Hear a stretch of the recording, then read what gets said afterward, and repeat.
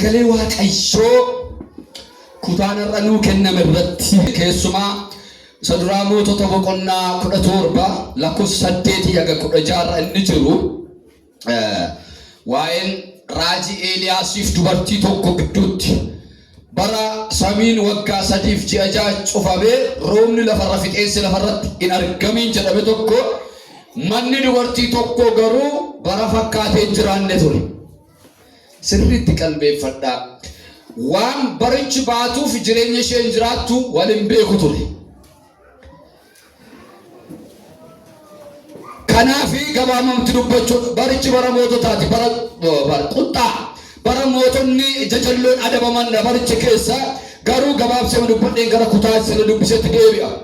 Eeliyaas gara mandara Samaariidhaa gadi bu'i gaafa jedhame gadi bu'e achi dubartii tokkoo fi akka nama beelee akka nama dheeboteetti gaafanne waan nyaatamu waan dhugamu gaafatu dhadhaa cuggee tokko malee homaa hin qabnu kanammoo nyaanne sana moodo du'a eeggannaadhani pilaanii du'aa pilaanii abdii kutannaa beelaa sana toosaan pilaan godhani waaqayyo garaa karaa raajii isaa dhaqeetu isatti karoortu miti karoorri kee hin dheerataa du'a miti jireenyatu ta'a innati qabdu kun hin ga'a sababii isaas waatu itti dabalama. Me nam bukkee keetti himi waaqayyo waatti sii dabalaadhin hime. Waan tokkotti achi keessa jira dhoksaa wayii tokko dhadhaan cuggeen tokko waggaa 3 ji'a 6 nyaatamee hin beeku. It is beyond imagination. Wanti yaadamee sirumaa jireenyi namni Yesuus Kiristoosiin fayyisaa lubbuusaa godhatee fudhate tokko jireenya inni biyya lafaarra jiraatu jireenya predictabilii ta'e tokko yookaan jireenya shallagamaa miti. Yeroo hundumaa jireenya namoonni waaqayyo jiraatan gaaffii kaasa. Guyyaa isaan du'a eeggatanitti isaan iddoo biraatti argamu. Fixataniiru yoo jedhaman hin lalisu. Ji'a keessatti isaan irratti du'i murtaa'e isaan lalisanii argamu. Nama amanaa jiru tokko eebbisa. Guyyaa irraan jedhu maayikiroo sekondii kanaa kaasee jireenyi kee jallootatti gaaffii haa ta'u. Amanaa mana harkaa fudhadhaa dhala waaqayyo ilma hojjeta sagaleen kun argaan jira waan ta'eef ofirrattis namarrattis. Isa murtuun jirtu caalaa murtuun hin caalaamu sagaleen kun. Oromoo keenyatti sakkuma narammarree ol baanee gadi buunee fudhachuun keenya ni ollas deebinee achi buunee galaanna malee wangeela kana keessatti lallabuu gowwummaadha Phaawulos callisaa ameen jedha. Akka seera loojikiitti akka seera seeroloojikiitti የሚባል ቸርች ውስጥ አይሰራም. warra gowwaa fakkaatantu qarooma waldaa keetti. Gooftaan sammuu keessan haa banu ameen. Kanaaf Phaawulos guyyaa tokko aareetu maal taataniin Kiristoosiif jedheen akka kosiitti lakkaa'e malee yoo qomoyitadhaati koyudii eenyuun koo waa baay'ee kaasee haasa'e akka sararaaf ejjite maaliif beektu jarittiitu kumbula lafaa fuuteetu maal jedha Oromoon kumbula lafaa fuutee maal lamaa lafa fuusisteedha akkasinnaan haasa'e.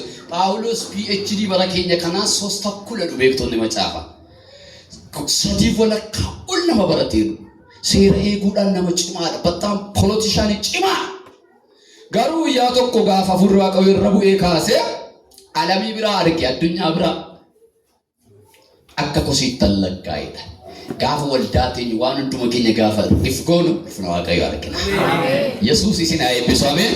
Waldaan kun illee kanatti hin komatamu badaa waa'ee isinii galeera nama gurguddaa jira waan ta'eef. Waggaa 3 ji'a 6 nyaattee innis nyaatee ilaala hamma guyyaa roobni deebi'ee dhufutti wanti kun mana kee keessaa hin dhumne namni waaqayyo. Mee nama bukkee keetti minnati sodaataa jirtu tun hin ta'u jedhanii. Dhuguma inuma ta'a inuma galateeffatta meetti mi gurra isaa gurra keetti jedhe hin ta'u sodaatiin jedhanii. Kanaaf waa'ee itti dabalamu wayi exaggeration hin jennu gaa perspective waaqayyo keessa exaggeration hin jiru. Akka maal jenna takka naturally supernatural enna malee hojii waaqayyo keessa takka waaqayyo maaliif dandeettii waaqayyo yaadna beektu torbee irraati kan nu lallabe waaqayyummaa waaqayyo dhanii lubinu barsiisaa jira tokko waaqayyummaa waaqayyo keessa gaafa jiraannu jarana du'aan keenya jireenya du'aan keenya guutuu Ayyaanni keenya ifadha. Nama asiru hundumaan eebbisa ganama kanaa kaasee waaqayyummaa waaqayyotti sassaabama. Kanaaf waa'ee humna dinqii tokkootu mana sanatti dubartii sana keetti dabalame. Hinuma nyaatama hinnumu biyyin beelaaga namni waan inni nyaanne waan inni yaafanne barrisaa baramiti yeroonsaa yeroo miti manabbo kabbadee imboon beela manabbo caalaan beela manabbo ekaleen beela isaan maal jedhu isaan hinuma nyaatu misaa saayitiin jedhani maali jedhan beelan hinuma nyaatu hinnumu maaliif manicha keessa sagalee galeera. Meerka mirgaa ol kaasaa har'aaboodha waan namni sirratti shallanne tokko sagalee waa hojjechaa bulu mana kee agaluye. Daani'eel boqonnaa 3:25 itti dabalaa naa qabadhaa mata dureen irratti dubbadhu jireenya waaqayyo keessa jiru. Ameen. Sagalee kana maafan dubbadhaan naan waaqayyo kana naan jedhe namoota muraasa akka isaan akkaan jireenya isaanii keessa jiran hin baru hin dammaqu. Jira garuu akkan hin jirreetti namoota lakkaawwatantu jira. Warra kaan immoo balbala isaanii tangala har'aa booda na wajjin ba'anii galu itti miinaan jedhe waaqayyooti. Mee sagalee kana warri fudhatan harka mirgaa ol kaasaa fudhaa. Amaloota jireenya waaqayyo keessa jiruu laalla jechuudha. Wangeela Yohaannis boqonnaa 2:1 akkasuma mootota duraa boqonnaa 17:8 jennu kunis dhadhaa cuggee tokko waggaa 3 nyaachuu keessa there is additive wanti ida'ameeru tokko jira nagaa miti wantichi. Wangeela Daani'eel boqonnaa 3:25 irratti kutaasin baay'ee dubbiftanii lallabdanii beektan Shadraaq Meeshaaq Abdanaagoo nama biyya ormaatu as dhufee biyya isaanii keessatti galanii waaqayyummaa tolfama waaqessa namni waaqa kanaaf waaqessilee eekkasaa abidda dachaa torbatti bu'aa maaloo qebaaqroo maal jedhame sana keessatti jarri sun jireenyi waaqayyoof of kennan waan qabaniif jarri sun bifati dhaabde kanaaf hin sagannu waaqa jechuu tokko beeknaa jedhanii gaafa isaan didanii ibidda dachaa torbatti darbatanii gaggabaabsee dubbadhee dhaqa. Jireenyi waaqayyo keessa jiru tokko amanannaa irraafamne qaba. Amanannaa unshakable. Amanannaa irraafamne. Wiixata kolfaa oolee kibxatan godhu. That's why macaafni qulqulluu Filiiphisiyos 4 irratti yeroo hundumaa gammada. How? Akkamitti namni yeroo hundumaa gammada? We are so emotionally that namni keenya maaliif yeroo hundumaa gammadu dida namni keenya beektu we are not spiritually lead people in it. Namoota afurri lead godhu toonta we are emotionally lead taana waan ta'eef. Emotionally immoo miirri immoo yookiin hin qorra yookiin hin gammada waan xiqqoo argatee gammada waan xiqqoo dhabee immoo gadda. Ganama kana sin eebbisa sabaku waaqayyo ganama kana miira keerraa siyaafu.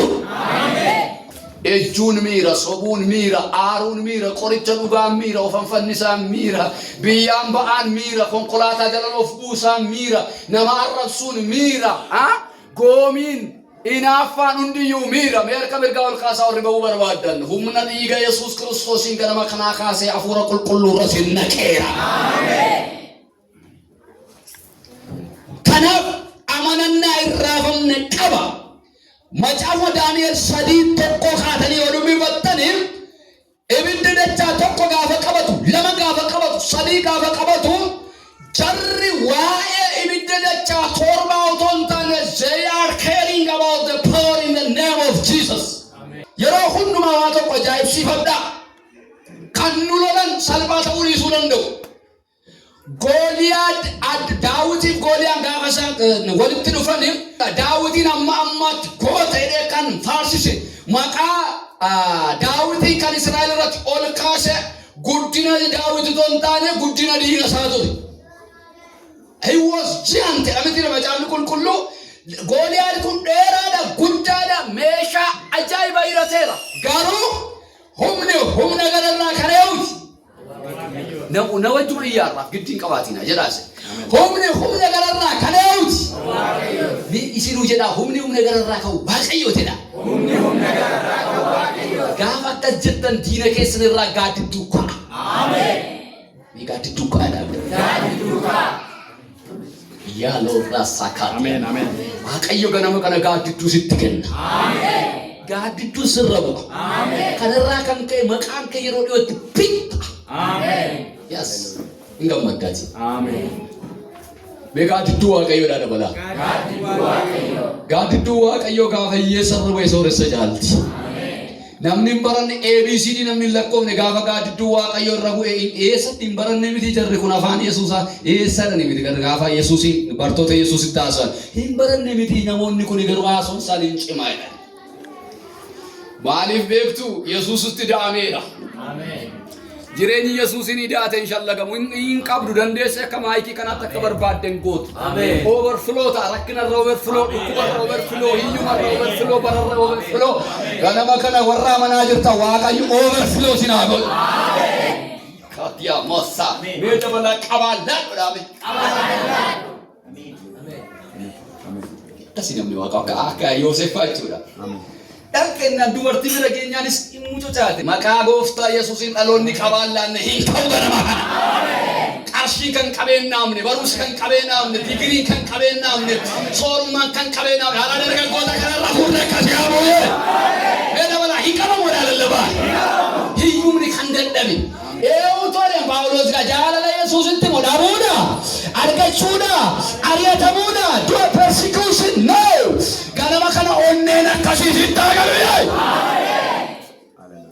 jaarraa digdamii tokkoffaa keessa warra akkasii barbaada fuudhee Waaqayyo warra waan hundumatti goraan deemne warra waan hundumtuu qabee hin jilbeeffachiifne unshakable faith amantii asachin jeen duunas jiraannas miidhabalaanan abbadhaadhaa dabala warra amma gaafa guddeen furdaa nyaatanitti Yesuus gooftaa dhadhammiti miidharbeentii madaalallabaa maal dhugaadha yoo xinnaate nama lama nama xiyyi rakkinaa danda'e keessan baane hin tuqarra boode Waaqayyo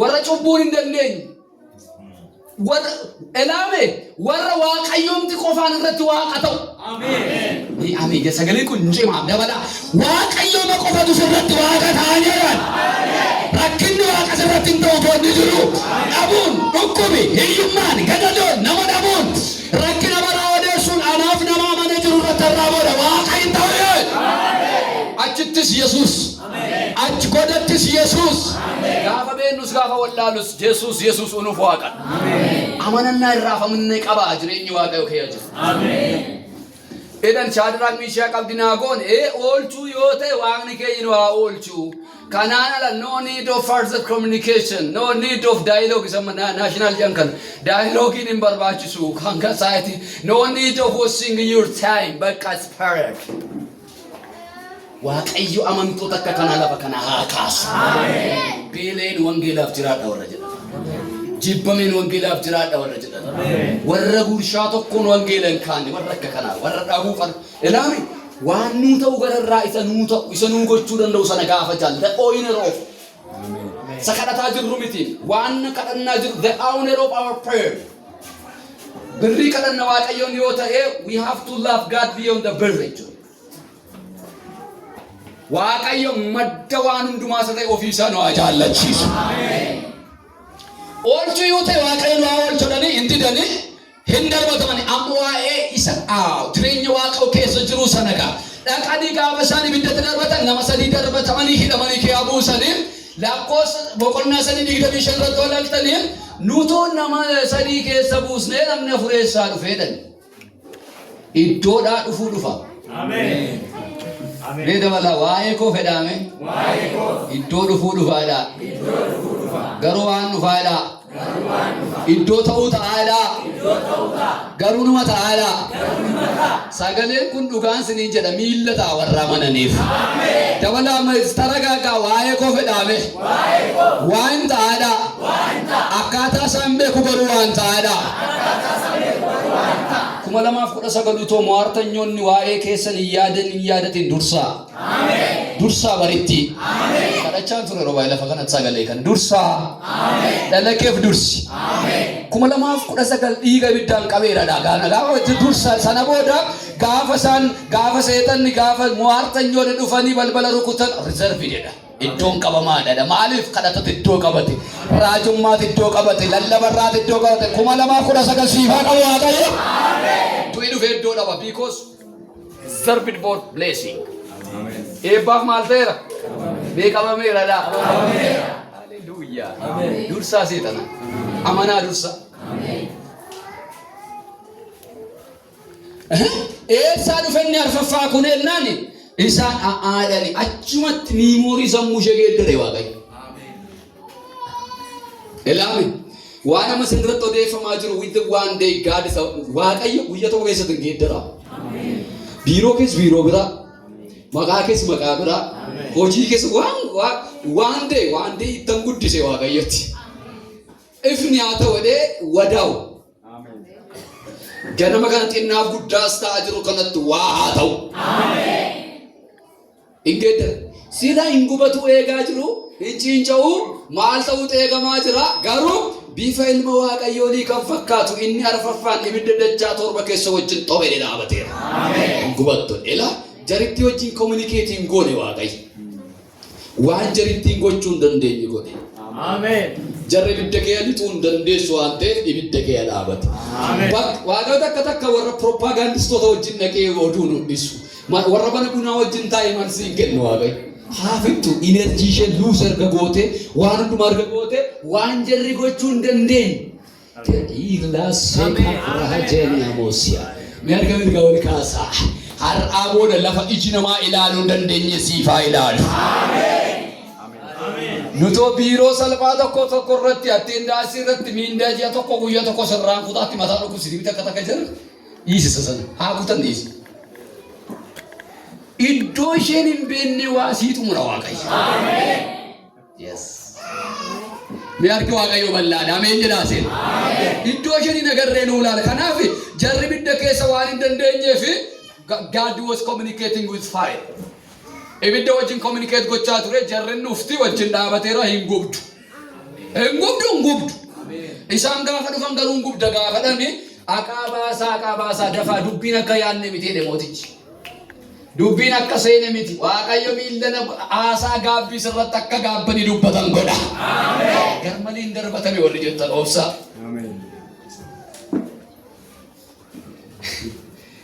Akka yaadni miti dafaa keessa baasa waamna waaqa isaaniiti. Jireenyi waaqayyo keessa jiru amanannaa irraa ni qaba. Lama jireenyi waaqayyo keessa jiru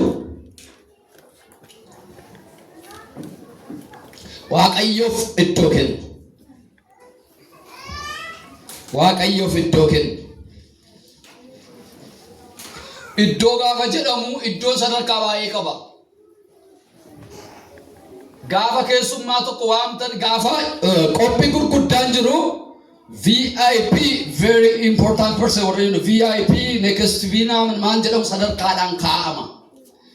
Kuni garuu akka macaafa qulqulluutti hin barbaachisu. Because VIP laphee namaadhaan madaalama waan ta'eef. Kanaaf iddoo baay'ee guddaa ta'ee akka biyya lafaa kanatti namoota siltaana qabaniif namoota baay'ee barbaachisoo ta'aniif kennama. Jireenya namaa keessattis iddoo ol aanaan angafu yoon kana godhe waaqayyo maannaan jedha. Kana waaqayyo natti ka'a. Isa akka Yoosef jechuudha sila tuqeera. Mootii Faaraa jechuun mootiidha. Nama guddaadha baay'ee. Haati manaa mootii Faaraa jechuun haadha mana giifti dureedha. Akka yeroo sanaatti nama biyya bulchuu jechuudha. Haadha mana nama guddoodha. Hin jaallatte. Kanatu gaafa isheen fedha foonii wajjin raawwachuudhaaf yakkitu maal gootu inni mana mootii isa hin goyyomsine waan ta'eef sababiin isaa maalidha?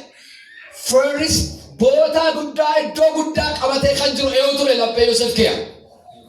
Mee nama bukkee keetti jedhiiti eenyuun caalchiftee jirta jedhime. Yoo disorder gootanii waaqayyoon lammaffaa sadaffaa irra keessaniitu ta'e make sure God is first in your life. jireenya keessatti Waaqa tokkoffaa ta'uu isaa mirkaneeffadhaa. Ameen. Ameen. Namni ati har'a iddoo Waaqa dursisiisettu kuni otoo diingata akkaataatti amma jirtu kun sadanilii geeddarameeti wadaa replace godha. Bakka si buufata nam. Hiriyyaan bakka si buufata. Nama si caalurraa yoo fayyadame wadaa you will be replaced. Ansobee. Waaqayyo garuu iddoo nama hin buufatu. Si jaallannaan si jaallateedha. Mee galateeffadhaa Waaqa akkasitti nama jaallatu kana. Haaleluyyaa. Iksi kana jalatti Yohaannis boqonnaa 2 lakkoofsa 1 qabadhaa. Gabaabsee dubbadhee darba. Qaanaa Galiilaatti jedhatu ta'eedha. Seenaa kanas ni beektu ergaama isheen dubbadha. Cidha Qaanaa Galiilaatti ta'ee nama baay'ee affeerameera, nama gurguddaa affeerameera, jarri garuu baay'ee gamna. Nama guddaa tokko siruma wangeelli Yohaannis kuni maal dubbifatan seenaa masaayyuu declaring the miracle gospel dha. Wangeela dinqiidha. Maaliifi qurxummii lama buddeen jeeshan kan nama 6,000 soore Yohaannis keeyattidha. Alaazar guyyaa furulee kan inni du'aa ka'e wangeela Yohaannis keeyattidha. Bishaan kan inni daadhii ta'e wangeela Yohaannis keessattidha. Sagalitti guutaa. Macaafa dinqiiti. Kanaaf isa dinqii godhu nama baay'ee waamanii dhaggeeffadha. Macaafa dinqii kan inni jedhame wangeelli Yohaannis Yesuusumti ilma Waaqayyoo ta'uu isaa namni amanee hin fudhanne ture. Abbaan isaa Luqaas asii muka soofaa warra saabeen nazarii saabeen huuyis ignoorri tokko akka shakkaam hojii yaa'u turan waan ta'eef Yesuus immoo jalli hojjeta. Sababiin inni bara sana dinqii hojjeteef lallabi dinqiis tajaajili dinqiis hin eegalle. Yesuus waggaa 30 guutee hojii dinqii jalqabe waan ta'eef. Sana booda wangeela Yohaannis irratti jarri cidha erga qopheessanii godhe Qaanaa Galiilaa Yesuusiinis waamaniiru, haadha Yesuusiinis waamaniiru. Mana isaanii eewu jira. Yesuus jiraadha. Mana kee Yesuus jira. Mana isaanii keessatti cidha isaanii keessatti Yesuus Kiristoosin affeeranii turan. Dhaggeeffadhaa. Mana Yesuus keessa jiru jireenyi keessa jiru mudannoon qabu jechuu miti. Lolan qabu jechuu miti. Otoo ta'anii dhuganii utoma kolfanii utoma gammadaniiti daadhiin wayinii sadan akka dingataa daadhiin wayinii duraa dhumeedha. Malataniiru kaa. Dursaniiru abbaa furmaataa abbaa qorichaa manaa qabu waan ta'eef homaan barbaachisu. Jarri beekanii beekuu dhiisaniyyuu. Beeknes beekuu baannes pheenteen hin yaaddoftu. Pheenteen iji baname pheenteen kadhattu hin yaaddoftu. Maaliif? Yoo waa ta'eyyuu isa ta'e sanaaf waan ta'a. Mee waa'ee koo furmaanni jira jedhaa. Warri sidii galaa yeroo arga mirgaa argaa isaanii. Yoo waa ta'eyyuu waan ta'aadhaa dabalamayyoo. Yesuusin maal godhaniiru? Waamaniiru waan ta'eef haati Yesuus dhaqxee ilaa mana Yesuus keessa jiru lolli jiraachuu danda'a. Maal takka mucaa koo dhukkubsataa takka kasantaa sana akkasitti wayin gaddaasaa turre sana jechuudha. Sababa lakkaa'u inumaayyuu seexanni isinitti hima. Seexanni warra jilbeeffatu lola. Seexanni warra kan Waaqayyoodha. Maaliif warra maasiisaa keessa jiru warra dallaasaa keessa jiru dhimma hin qabu. Asirraa warra kadhatu warra tajaajilu warra mana Waaqayyoo dhaqu taargeetii seexanaa kee agalu. Kana jechuun immoo seexanni isin hin lolu waldaa dhiisaa jechaa hin jiru. Galanni sabaa ta'u. Kanaaf lola qaba jireenyi keenya. Wallaansoo qaba. Garuu Ermiyaas 1:17 irratti isa caafame irratti hojjeta. Isaan si loluudhaaf hin ba'u. Ani Waaqayyo garuu si oolchuuf si wajjin waan hin jiru maal sin godhan? Si mo'anii. Maanna dhibere mo'amiin malee ol lolan. Otoo dorgommiin hin jiraanne badhaasni hin jiru jechaadha. Dorgommiin immoo peenii qaba. Dorgommiin immoo swiitingii qaba. Bleeding dhama'uu qaba mitiire. Akkuma kana abbaa moo'ichaa nu gochuu barbaade Waaqayyo lola nutti kaasa. Namoota baay'ee ergaa ta'u. Gaafa lolli mana keessan irratti ka'u gaafa qilleensi ka'u the next page is peejiin itti aanu maali? Firii lola sanaati. Peejiin itti aanu galata ta'a. Peejiin itti aanu ulfina ta'a.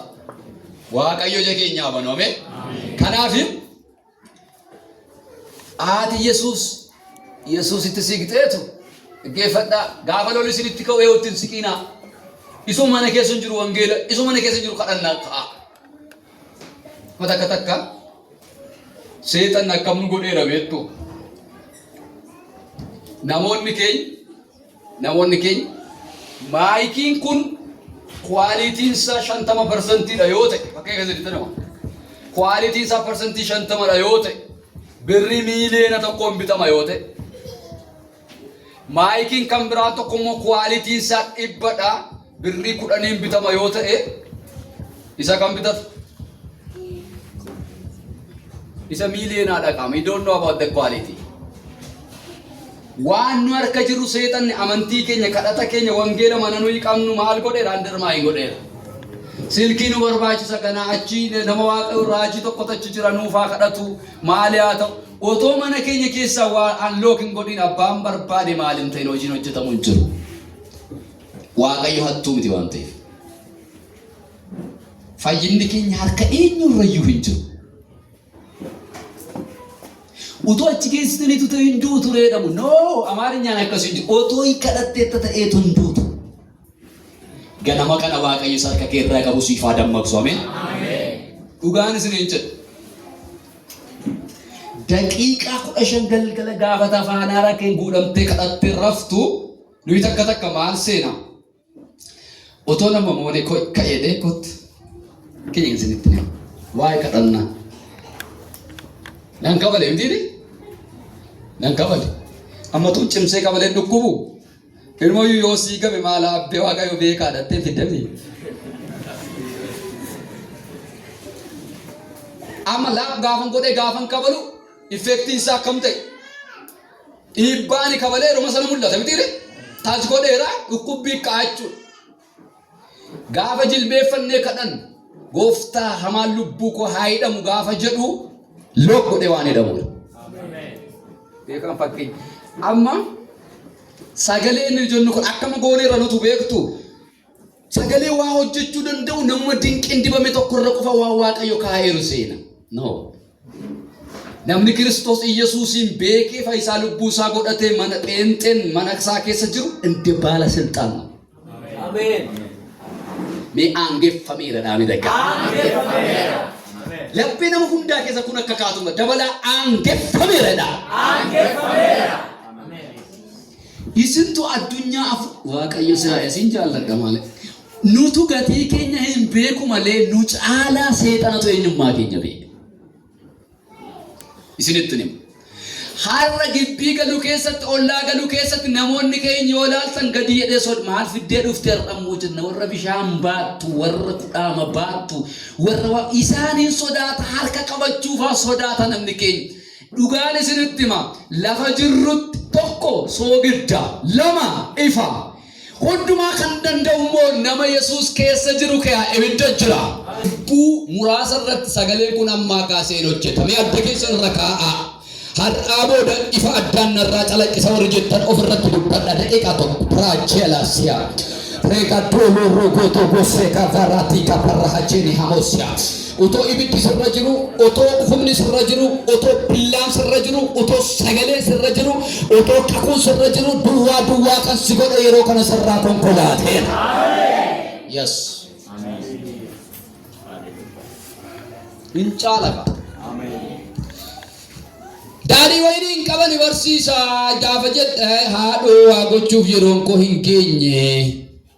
Amma waa'ee yeroo inni malallaba biraadha waa'ee yeroo eeguun lallaba biraa waa'ee Maariyaam dhaqxee Yesuus itti muu waan biraa ani taargeetii ani naccaqee fi cidhichuma keessa manichuma keessa Yesuustu fiizikaalii turuusaati. Baga Yesuus mana keenya keessa jiraatu. Ameen. Itagoosara baay'ee. Eenyu dhiibeenan kuffisu yaada gooftaa koo nambisu erga Yesuus na guddise waan kan biraan nan xinneessu dinni waan hin taane narratti odeessa dubbii sobaatiin seenaa koo balleessa anoommayyuu jira bidiruu keessa anoommayyuu jira bidiruu keessa anoommayyuu jira mana isaa keessa bidiruu naa gufatuufi Takko jala sakani akkan darbee hin adeemneef gufuuna dura kaani sirrii godhee Yesuus daandicha jallate eebonna waraanne ofumaa dhamaate diina koo dhagahi Yesuus na jaallate. Yohannis lammi faarfate falasaatti halleluuyaa. Mee bidiruu koo keessa Yesuus na lallaba. Waa tokko furri qulqulluu akka isinitti mul'atti maal isinitti nima. Dinagdeen keessan, haalli keessan, fayyaan keessan, ba'uun keessan, galuun keessan, hojiin keessan, raafama keessa warra jiruun sodaatina. Mataa bidirichaa qabee kan jiru ilma Waaqayyooti. Siniin galle dabala gara dhumaatti warri isin irratti kaaniin harka laachuun isaan oolan Waaqayyo ilmaan geerar sassaabee harka Yishaaqittiin kenna ganama kana. Achi godaa bara afaan hin barre achi godaa gaanaa birraan gaa'eldee dabarsee fidee asitti sareetu sillaatu Waaqayyo. Kanaaf mana Yesuus keessa jiru jireenyi keessa Yesuus keessa jiru keessatti bishaanuu daadhii ta'eera waan ta'eef wanti ta'u numa taammas. Ameen. Reeda wala waan ta'u taala. Waan ta'u taala. Isa yaadnu toon taane isa nu yaaduu hin dandeenyetta. Ameen. Ameen ameen. Isa nu eegnu toon taane isa eeguun ulfaatu ta'an jedha. Ameen. Wanta maqaa Yesuus ol kaasee hawaasa hiiparraatee gaanee Amoos mana isheetti mana isaatti jireenya isaa irratti Waaqayyo mul'ate jedhee amma namni odeessutti hin ta'a. Ameen. Ameen. Ilaajo otoo wanti kun ta'ee sababii nama kanaaf sagantaa amma kanaaf qophaa'a ilillee beekaa dhaga'ama maqaa Gooftaa Yesuusiin siif haa ta'u jedha. Ameen. Beeda wala Waaqayyo jira lallaba. Waaqayyo jira. Jireenyi Waaqayyo keessa jiru Waaqayyo iddoo kennaniiru Waaqayyo. Iddoo kennaa Waaqayyo. Iddoo kennaa. Iddoo kennaa. Keessumaa 2019 kana koottaa Waaqayyo ji walii galtee haara mallatteessaa. Jireenya qulqullummaa. Jireenya Waaqayyoon sodaatu. Jireenya Waaqayyoon abdatu. Jireenya Waaqayyoon amanatu. Guyyaan irraa dilbata yoo ta'e guyyaa boruu yoona kanatti Waaqayyo waan baay'ee gochuu danda'a. Sichi maaltu ta'an jedhiina lallaba seetanaan nagadhiina. Sichi maaltu geeddarama sichi maaltu dhufan jedhiina wanti dhufu waan baay'ee jira. Amma san kana seetan baay'ee haara. Maaliif icciitii isaan itti soba isaan saaxilaa jira waan ta'eef. Waa'ee keef utuu maqaa kee waa minatti waa'ee Aleksiif sichi wanti ta'u jira. Waa'ee keessaniif sichi wanti ta'u jira. Seetannin soba. Meendu odaan.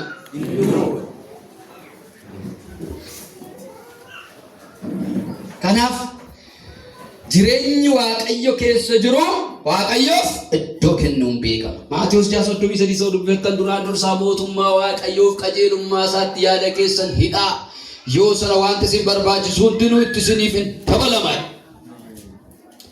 Waaqayyoof iddoo kennuun it is about ideal yaadadha. Xiyyeeffannoo keenyadha fookesii keenyadha jecha. Duraan dursaa inni jedhu kun maal jechuudha? Special position ta'e Waaqayyoof kennaa. Yoo sana wanti isin barbaachisu maal ta'e? Sisaal beeddaan tuyyuu ofiisaa itti siif dabalamaa. Sadaffaa jireenyi Waaqayyo keessa jiru sagaleedhaan gaggeeffama.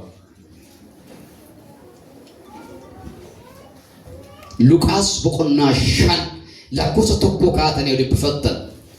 Akkasuma hojii ergamootaa 27 1 kaastanii yoo dubbiftan. Yohannis 2 lakkoofsa 1 kanarratti immoo dhoksaa waa'ee sagalee dubbatu tokko haati Yesuus dhaqxeetu jaraan maayette waanuma inni isiniin jedhu godhaa. Erga jettee booda kan isaan mana keessa gaanima duwwaatti bishaan guutaa bishaan guunne zeen buusaa jennaan erga sagalee kana dhagaanii booda bishaan ta'uu dide wantichi maal ta'ee dhufe daadhii ta'ee dhufe. Nama jireenyi Waaqayyo keessa jiru imaammata biyyaatu hooggana miti. Waan barri baatutu iddoo barbaade kaa iddoo barbaade buusa miti. Sagalee baatee deema. Ameen. Beetakka uursaa sagaleen qabeenya kootiidha. Sagaleen qabeenya kooti. Ameen. Namoota baay'eetu as keessaa interview goone nama baay'ee kan fidee iddoo har'a jiru kan hanga sagaleedha. Iddoo firri nuu fixatetti, iddoo riyyaan nuu fixatetti, iddoo alagaa firri nu keessa karaa jallifatetti sagaleen waan hundumaa ta'e nama baay'ee nama godheera. Sichi iddoo sagaleen nu geessu dhabna. Iddoo sagaleen nu bushuu bolla. Ameen. Sagalichi moo sagalee Yaa'uuti? Sagalee Waaqayyooti malee sagalee baay'ee jira yaa. Kanaaf bishaan daadhii ta'ee fi sagalichumaan. Luqaas 5 irratti immoo Simoon Phexrosin argitu. Halkan guutuutti dhama'aa bulee kiyyoon isaa duwwaa ta'ee egaa jireenyi Waaqayyo keessa jiru maal jenne irra sagaleedhaan gaggeeffama. Hamma gaafa Yesuus ganama barii sanaatti dhaqee Simoon achi keessatti baay'isee iddoo lama jira. Bidiruu kan warra kaanii keessa kan eenyu yaabeedha. Kan Simoon Phexros yaabbateedha. Har'a laphee eenyu galalaata Waaqayyo. Sagaleen kun laphee nama eenyu lixaa jira taate. Elaa jalqaba sagaleen nu seena jennaan itti aane waatta. Kanaaf waaqarraa roobni roobee waan biqilchiin akkuma hin deebine sagaleen afaan koorraa ba'e immoo ergamatti ergame toon hojjetiin maaliin godhadha? Deebi'oodha. Word is powerful. Word is creative. Hin uuma baay'ee. Amma gaafa Waaqayyo uumaadha. Waaquma kana lafa kana uume mitiire? Kalmatti konkuluudiin godhiina. Uumaadha jechuun waan amma hin jirre kana uumuu danda'a Waaqayyo. Hin danda'u Waaqayyo? Waan hin jirre tokko amma kireet gochuu danda'a Waaqayyo. Maaliin immoo hojjeta hojjetan sagaleedhaan hojjeta. Kanaaf wangeelli tama baattee jirtu kun salphaa miti. Sagalee inni jennu suma salphaa. Yesuus inni jennu sagaleedha. Suma foon uffateedha miti. Sagaleedha. Inni nuyi faarfannu kun amma namoota takka hidhaan koo kameeraa nan utaalaa nan burraaqan sagaleedha kun yoo amannee jennoo ta'e yiffattaal maaliif? Paawuloosiif Sillaas manadaa keessa hin faarfatu hundeen manadaa mosuma fiizikaalii achi jigeedha. Achi jigeedha. Phexrosiif hin kadhatu turani mana cufanii jennaani otoo nam tokkotti bahe mana hidhaarra bahee dhaqeetu mana maal godhedha. Ulfiin banameeradha. Isaan achi hin kadhatu achi immoo maaltu hojjetama? Sagalee gaafa jennu restricting godhinaa jiru. Isa nuni ganama galgala yaa Waaqayyo inni siree keenya irraa jilbeeffanne kadhannu inni sagalee. Asii sagalee dhageessifta biiroo kee keessa afaan warra sirratti bantu zuggadee cufu. Ameen. Ni sagaleedha ayyamaa. Ammayyuu toon lallabaa jiru waa ta'aa jira. Ammayyuu hiilaati ammas. Ammayyuu too ameen jechaa jirtu waa hin taa'ee. Mee iyyaa sagaleedha ameen. Ameen.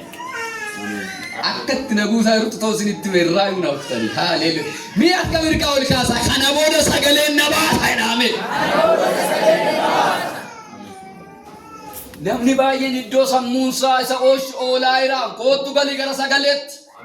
Kootu galii gara kakuutti. Kootu galii hiitaa pireerii diigilla haasaya.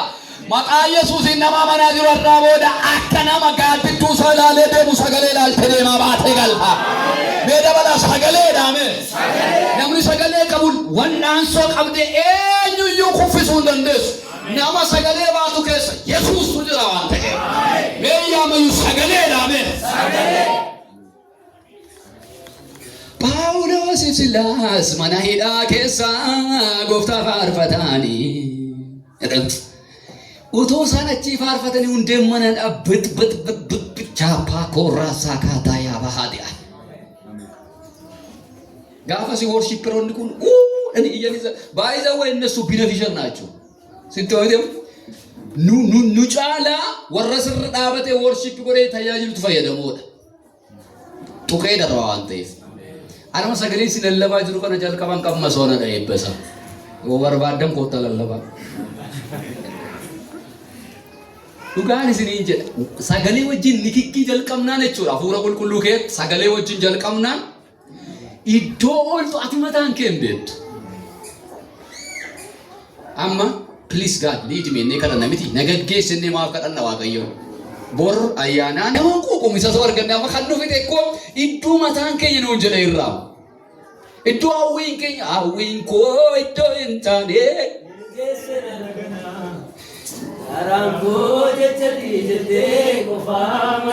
Olii galaa irraa sin eebbisu ganama kana Waaqayyo ajandaa isaatti siyaasa saabu. Ajandaa Waaqayyo heecechaa baaneen gallu biiricha galata heecin waa Waaqayyo kennu hin jaallatta hin quuftu yuu qammafte biiroo mataa dhukkubsu keessa jirta yoo ta'e hangee miti seetanas miti sitti daggamanis miti search dig out jedhamu namudatee beekaatiidha. Gooftaa Yesuus hin argitu ati nan baaftu jedhee hin beeku. Babbaaseera Waaqayyo. Jechoottiisna sakaa. Kennaa keenya maaliin beekna beektu? Kennaa keenya wayni saayitiin natti deeme jechaa hojjenne isa saayitiin halkanaa hun aarta. Malee yoo malkanaa jechaa hojjetta taanaan dhugaan isiniin jedha eebbachuun jiru. Waan Waaqayyo bane waan Waaqayyo kenne ajandaa Waaqayyo kenne hin quuftu. Leekchir goote saayitiin dhufnte hin jettu. Hidhumte wayni itti qidaamee faatu sanbata faatu waan waamisi godha barata. Gooftaan ajandaa isaatti nu haasasaabu. Eebba guddaadha. Waa'ee sagalee haasa'uutti kaanee inni kun chaaftarii dheeraa qaba. Walumaa gala garuu jireenyi Waaqayyoo keessa jiru maaliin gaggeeffama? Sagalee. Simoon Phexros halkan guututti dhamaa bulee ergamaa dhabee bidiruu isa kan Simoon Phexros yaabbatee to'edha Gooftaan. Kan eenyu? Mana jaarsolii kana keessa mana eenyu jira laata Yesuus? Dargaggoota kana keessa mana eenyu jira laata Yesuus? Eenyurraa qulqullummaa jedha laata Yesuus? Dargaggoota warra shamarran dhiirota keessa ga'eessota kee eenyu kee jira laata Yesuus? Kanaafi Simoon Phexros bidiruu isaa yaabbatee Simoon edennaan gara tuujubichaatti siiqii kiyyoo kee darbadhonaan barsiise ennaan I have tried my best. Waan godhu godheera edal kan guutuutti hin dadhabee kana booda waa jaranaa rakkisaadha. Takka namni abdii kutate Waaqayyo wajjin kirikiriidha qabati. Yesuusuma wajjiniin iyyuu interview gochuu dibeet gochuu jalqabe. Isa yaaleera. Isatiin argeera Waaqayyoon karakkariin. Achumatti hin ariifatti miti Phexros ariifattuudha waan taateef yaaleera akka jechuuti. Balafan hin tuqne iyyuu hin jiru waanani jechuu barbaadennaan dhumarra ga'ee amaneef hin fudhate. Ergati jettee sagalee kee fedhee nan darbadhaa dheen. Dhagahaa darbadhaa. Dhagahaa hojjedhaa. Haleluuyaa. Dhagahaa Waaqayyo. Hin eebbifama jireenya keessa. Inumayyuu garaagarummaan warra Waaqayyoon beekaniif hin beekne dhaga'uu dhiisuu gidduu jira. Seera keessa deebii 28 tokkorraa dubbifattan abboomamuun eebbanni fidu abboomamuu diduun abaarsan ni jiru achi jira. Abboomamuu diduun itti dhaga'uu dhiisuu jechuudha. Jarana sinitti abarfatu Waaqayyoon dhaga'aa ba'a. Dhumarra ba'a macarrashaa dhumitire. Dhuma ba'a namaa gadi ta'a yoo Waaqayyo namaa gadi sin godhe namaa gadi ta'a namaa gadi uffadha namaa gadi nyaadha Waaqayyoon dhaga'aa. Du'aan keessan hin caala. Gaafa dhumarra kiyyoo qurxummii harkisuu dadhabe koottaa dubbiin akka siraa mitiin dhufe ilmi Waaqayyoodhe. Koottaa dheetu bidiruu iyyaa waammate na gargaaraa miti kiyyoo qurxummii naadhiqaaf waammata miti. Ajandichi ajandaa qurxummii qabachuu ture eebba ture ajandaa geeddarame. Jireenyi Waaqayyo keessa jiru akkasidha. Nama hawwata. Ajandaa eebbaa ta'u yerootti mana isaan irratti milikkita lolaa qofa miti kan nageenyu. Milikkita eebbaa sin nageenya mana warra Waaqayyo irra jiru. Mi'aamee jedhaa ishee kana. Hin salphattee hin duute iddoo gadhiiftee hin baddee qofa sirratti hin odeessisiisu Waaqayyo. Ija guute. Hin mijatee fi ajandaa jedhus qaba Waaqayyo. Waaqayyoof iddoo kennu itti fufaa garu. Isa dhumaa kanuma dubbadheen asirratti dhaaba. Jireenyi Waaqayyo keessa jiru inni arfaffaan akka dinqii jiraata. Jireenyi Waaqayyo keessa jiru akkam jiraata? Akka dinqii jiraatan ni jennu kun amma akkamitti sinii hubatama beektu? Isuma gaafa Qorontos 2:16 namni hafuuraa waan hundumaa shallagaa ofiisaa garuu eenyu isa shallaguu hin danda'u? 2 duumessi hin jiru. Ishee kana namni hundumaa jedhu duumessi hin jiru dhaabee. Boollichi garoodha. Bishaaniin hin guutaadha. Namni kanan dubbanne asii hin ba'iin. 2019 bara akkanaa sii godha maaltu beeka Waaqa. Mee dabalaa boollichi bishaaniin guutaadha. Duumessi hin jiruudha. Boollichi garuu bishaaniin hin guuta. Maqaa Yesuusiin kun jireenya koorratti hin taa'edha. Jireenyi Waaqayyo keessa jiru jireenya akkasii jiraata. malee gana mataa yaadee iskiriiptoo qayyii diimaa wal keessa saafii ajandaa meeqa qayyaree mataa buusee gadi buusee hin jiraatu. Simple in the simple. Wanjoonni kan koo salphaadha Yesuus. Waaqayyo ba'aa jireenya nurraa fuudhame. Jedhamni bita akka takkum Simoon Phexros kan namoonni isinii gamii waama gootu amneef ruttaa dhufu miillana Yesuus. Yohaannis boqonnaa 6 lakkoofsa 1 qabachuu dandeessu. Yohaannis boqonnaa 2 lakkoofsa 1 qabachuu dandeessu. Isa duraa mootota 17 Eshoma kan dubbadhe waaqoon kadhan akka dinqii jiraatu. Jireenya akkamii? Baala jedhama qabxii koo tokkoffaa yoonatti. Jireenya waaqoo keessa jiru ni tokkoffaa amanannaa hirraafamne qaba. Amanannaa qabaannaan immoo wanta ta'u hin jiru. Mani lama waaqayyoof iddoo kenna. Sadii sagaleedhaan gaggeeffama. Afur akka dinqii jiraatu. Amanannaa iddoo sagalee akka dinqii miraculous life jechuudha.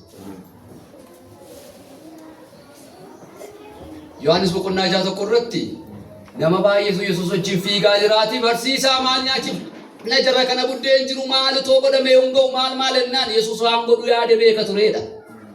Dhumarraa fidaa harka Yesuusitti kenname gaa buddeenichi. Mee harka Yesuus galeera dhaabee takkaasinu? Harka Yesuus galeera. Jireenyi koo harka Yesuus galeera dha wala. Jireenyi koo harka Yesuus galeera. Anaaf honboyina namni kakuun du'u darbee tan fudhadha gonfoo jallakkisa firaaf lammii dhabuunsa nagaa ayyaannisa caamsaa yoo dheerate bana nyaachisa kiyyoo dinni kaa'uu cabsee na dabarsa rakkina sodaadhee booddeetti hin deebi'u anaaf honboyina namni kakuun du'u dhawuchaan hin galeeraa fi namichaaf mee anaaf honboyina jedhame anaaf honboyina akka keenya akka nafuun sodaatinaan namni waaqayyoof iddoo kenne akka dinqi. Akka warra diina keessa akka warra fira keessa akka yaada keessa akka yaada koositoon taane akka dinqi. Bicha jireenya kee keessa waaqayyo haa jiraatu. Amaloonni waaqayyo mu jiru waaqayyo jireenya keenya keessa jiraachuu maaliin beenu? Maaliin beenu? Sagalee waaqayyo nu keessa jiraachuu qaba. Cubbuu baqachuu qabna. Cubbuuf waaqayyo wal arginaan maalan isiniin jedha. Sangoota tokko godaa beektu miti gara quuftee gaafa walitti dhuftu tokko waaqayyo cubbuu arginaan sirma waliin galani waaqayyo cubbamaan jennee silaamoo yana kun duwwaadha miti. Cubbuu wajjin waliin galu akka namni waaqayyo wajjin jiru cubbuu wajjin waliin galu lafa cubbuun jirtu shittaa itteedha hin badachi jechuudha. Komfoortiin allaaddeedha. Gooftaan ganama kana darga namoota qulqullummaaf qabsaanii sinaa taasifame. Akka dinqii jiraatu qurxummii lamaa buddeen ija 5 dargaggeessa tokko baatee achi keessa ta'a fidaadheen Yesuus fidaanna harka isaarra ga'e abbaa egaa kana baay'isee daraa maaloo baay'isi xiqqoodha maaloo dheetu kadhata gungummii kadhata sitti fakkaatin abbaa nas hin galateeffadha.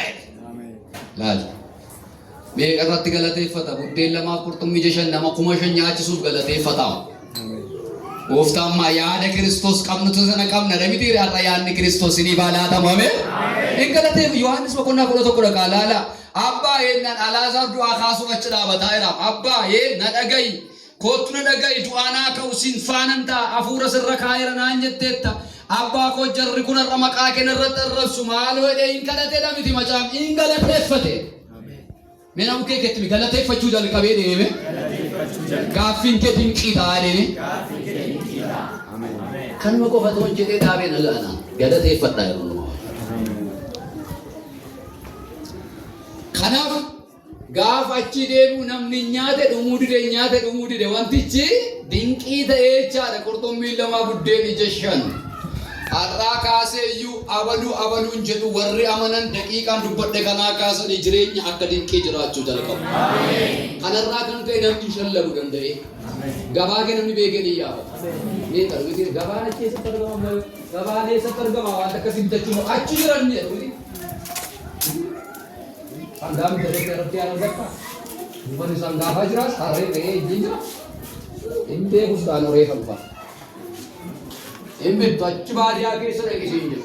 har'aa booda kaartaa kee jalloota jalaa gata Waaqayyo. Ameen. Hin kadhanna ol kaa'aa.